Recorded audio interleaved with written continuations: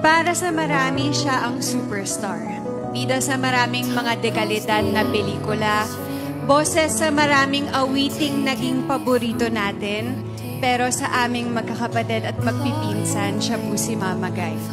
At sa pamilya namin, hindi siya superstar. Siya ay isang ina, isang lola. Isang simpleng babae mula sa Iriga, Camarines Sur, lumaki sa isang payak na pamilya. 5 taon lamang siya ay nagbebenta na ng tubig sa tren. Nakatira sa isang bahay kubo na gasera lamang ang nagbibigay ilaw sa gabi at madalas nakapaalamang kapag pumapasok sa paaralan.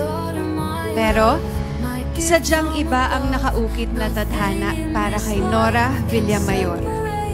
Dahil sa kanyang talento, naging kampiyon siya sa tawag ng tanghalan noong 1967 kung saan nakilala na siya bilang si Nora Honor.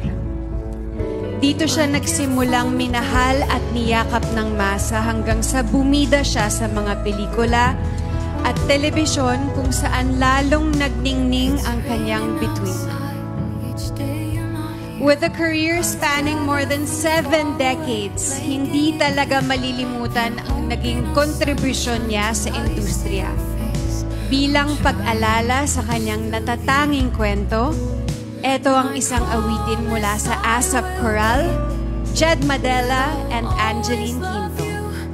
Para sa nag-iisang superstar, ang superstar ng buhay natin, Miss Nora Honor.